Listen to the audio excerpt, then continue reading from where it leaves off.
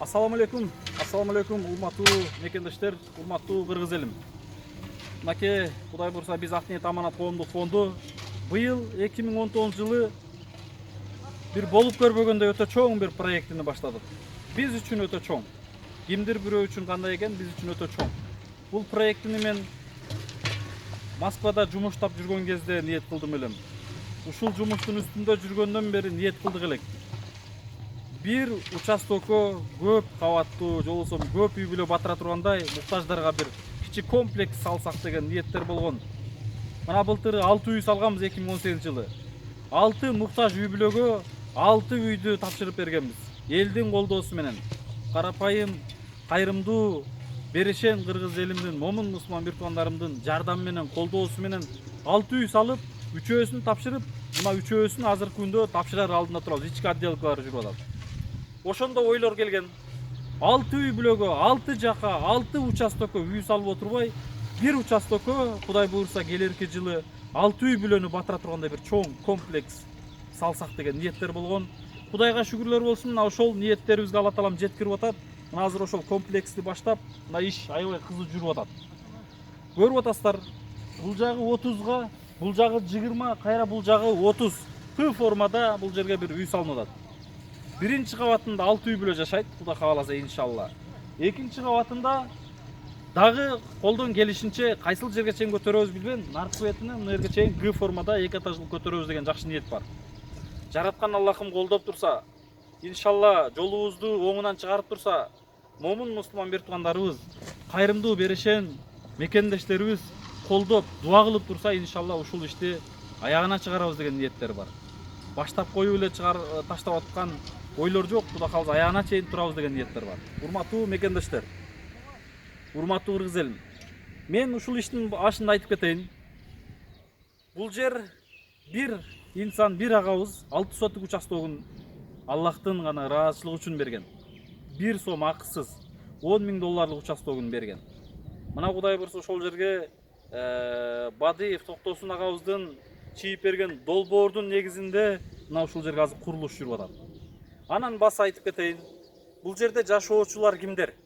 Мына азыр ушунчалык бир баягындай кызыктар болуп сурагандар көбөйдү. Мен мына ушул эфирден айтып коеюн. Бир убактар келет, ушул эфирди көргөзүп далилдеген убактар келет. Мен алдын ала айтып коеюн, пайдубал курулуп атканда. Бул жерде жашоочулар кимдер? Бул жерде жашоочулар бүгүн кыйналып, же 3 күн кыйналып, же 3 ай кыйналган муктаждар эмес, чыныгы кыйналып аткан муктаждар. Жүрөгүнөн, көзүнөн жашы токтобой аткан, бараарга жери жок, жашаарга жайы жок, бирөөнүн кароосуз калган сарайларында, каралбай калган гараждарда жашап аткан бүгүнкү күндө апалар бар, аталар бар. Мына ошондой бир туугандарга ушул үй берилет. Анан бул үй биротоло берилбейт. Эмнеге? Анткени мен былтыры 2018 жылы Көзазиз Асылбекке үй издеп жүргөндө көргөм практически. Ошто экс-мэр Мелис Мырзахматов Көзазиздерге деп салып берген үйдү ошол жерде жашоочуларда мен бир эмес, бир тобун сатыкка койгонун көргөм. Мен өзүм өздөрү менен сүйлөшүп, ошол Көзазиз Асылбекке алып беребиз деп баалашып да көрүп, бирок баабыз туура келбей калып, алып бере албай калып кеткенбиз. Мен ошондо аябай ызалангам, аябай ушунчалык зээним кейген. Мен эмнеге буну сатып тастар деп суроо салгам. Башка жака үй салабыз дейт. Эми караңыз. Мелис Мырзахматов ошол агабыз, кыргыздын чыган патриот агаларыбыздын бири эле. Ошту кандай гана алдыга жылдырган.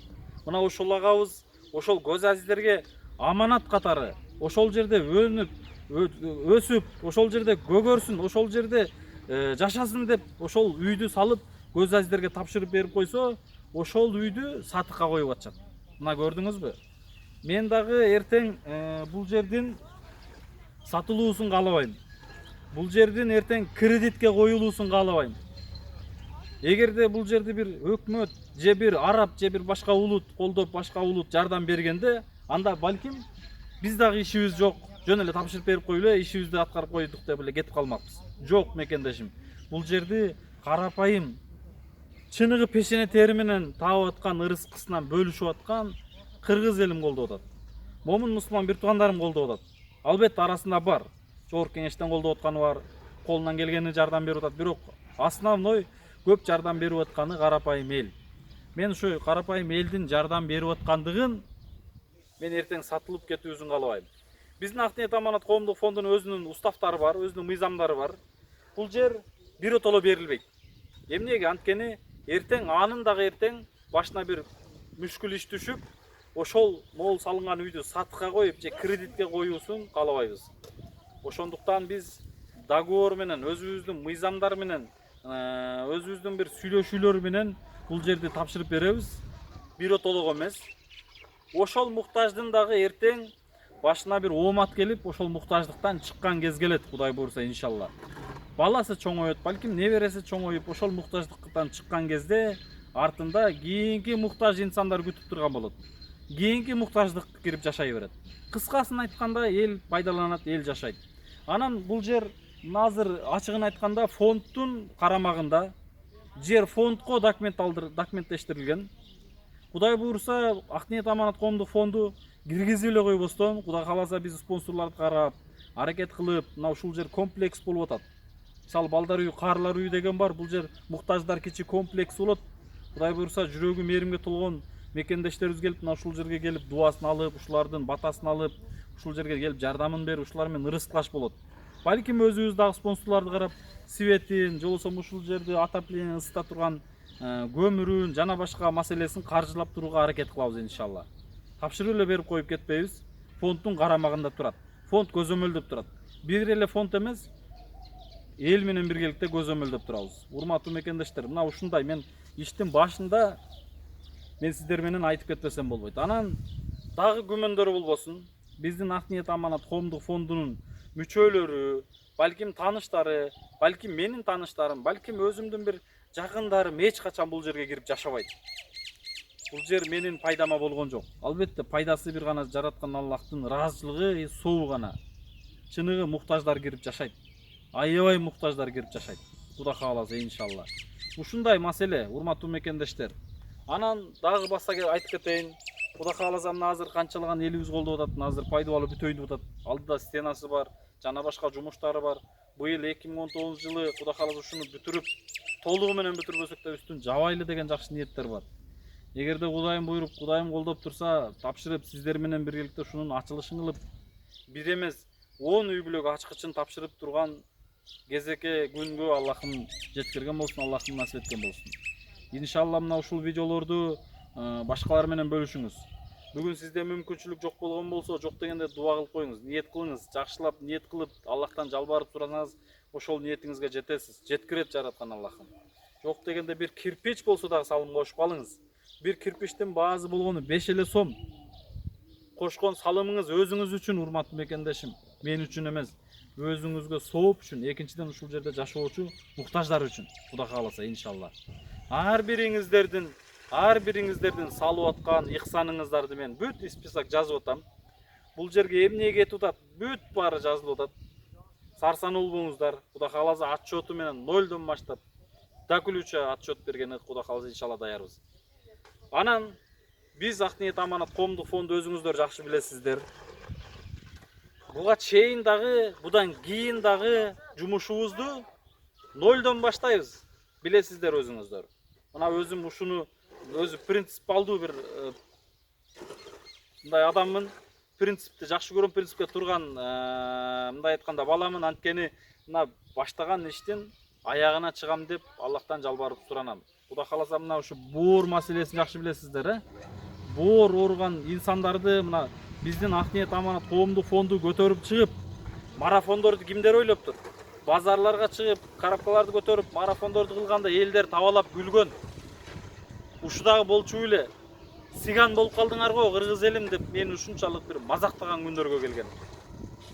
Шылдыңдаган Бишкекте ушу Ош базарда Аламидин, Дордой базар, дагы кайсы базар, Азия Мол, ЦУМ, кыскасы мен деген чоң базарларда, торговый центрлердин алдында бир ай кышы бою Ошто, Жалал Абадта марафондорду өткөрүп, балдар менен биргеликте карапкаларды кармап, элден каражат жыйнап атканыбызда ушунчалык бир табалап күлүшкөн. Сиган болуп калдыңар го деген. Ошол сөздөр менин чучугума келип тийген. Ойлонгом ошол малда жатып алып. Ойлонсом артка кайтып кетейин дегенде ойлор болгон. Бирок ойлонсом бул кылып аткан кадамым Аллахтын ыраазычылыгы үчүн жана ошол жерде муктаждар үчүн экен. Өзүм үчүн эмес экен. Мына ошол инсандардын ошончолук бир ачуу сөздөрүнө дагы, катуу сөздөрүнө да чыдап, бирок урматтуу мекендештер көрдүңүздөр. 6 айдын ичинде 17 адамды Индияга алып келдик. Ар бирине мээнет менен, пешене тер менен элден 1 сомдоп каражат чогултуп, кемини 20 000 алды, 40 000 доллардан каражат жыйнап, бардыгын отчету менен, бардыгын Кудай бурса Индияга барып, операция жасатып, кайра мекенге алып келип, туугандарына тапшырдык. Бул биз үчүн өтө чоң жетишкендик, өтө чоң бир результат мындай айтканда. Андан башка 2018 жылы 6 үй салганбыз, билесиздер. 6 үйдү тең 0дон баштаганбыз, билесиздер бардыгын. Бирөөнүн салып аткан үйүнө эле барып башыбызды тыгагалы өзүбүздү бир дагы көргөзүүдөн алыспыз. 6 үйгө тең пайдубалынан баштап да күлүчө өзүбүз материалды ташып берип, өзүбүз карап, өзүбүз, бирок албетте элдин жардамы менен, эл жардам берди. Бирок ошол элге жеткирип, ошол материалды ташып, сиздерге отчет берип, 1 сомун дагы текке кетирбестен ар бирин отчет берип, кыскасы сиздердин берген аманатыңыздар дарегине жеткирип аттык. Ооруп аткандарга же үйлөргө Кудай кааласа. Мен негизи ушундайды жакшы көрөм. Кудай кааласа мынул ишти дагы мына фундаменттен баштап атабыз. Участоктон баштадык. Чынында мээнет болуп атат Кудай кааласа. Алла таалам чыныгы жашоого, акыреттик жашоого бир биз ушул муктаждарга ушул жерге үй салып аткан болсок, бизге иншалла акыреттик жашоого Кудай кааласа кенен коргону менен өтө сонун бир үй салып атат деп мен ишенем. Иншалла Кудай кааласа.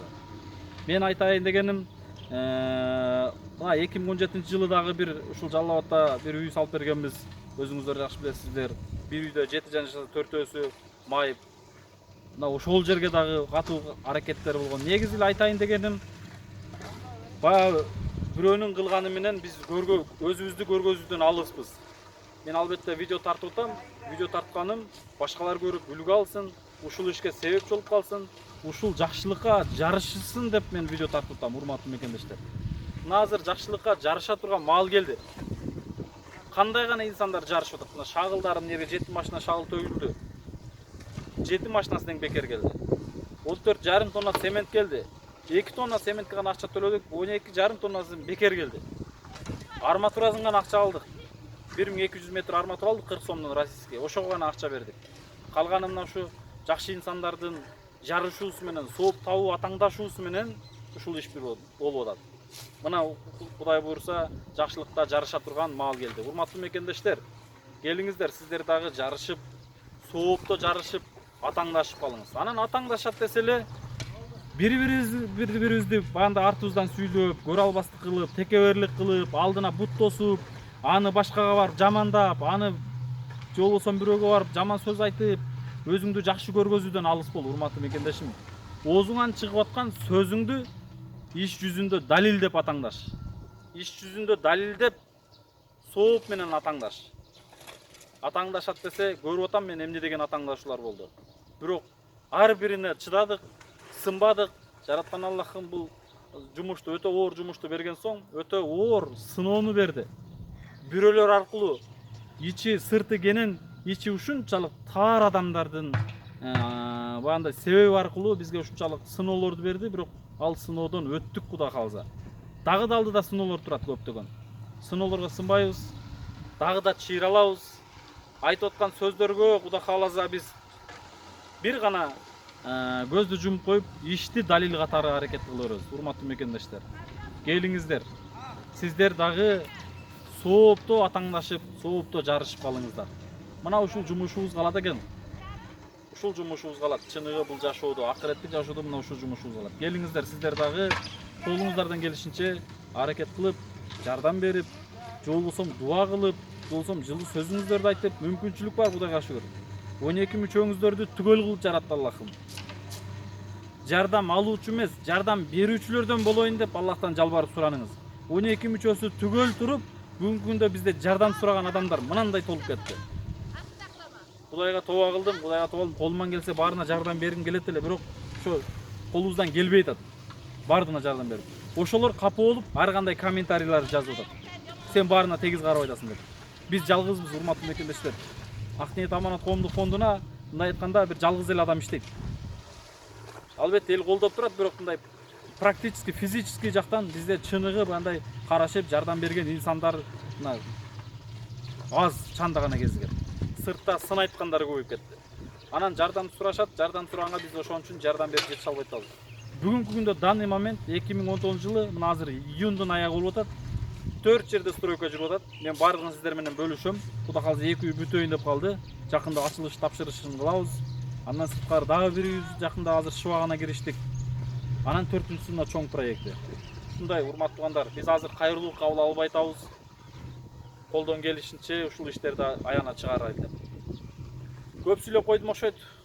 Баягында ичибиздеги сөзүбүздү сиздерге жеткирейли. Кантип мен жеткиремин деп колуман келишинче аракет кылдым.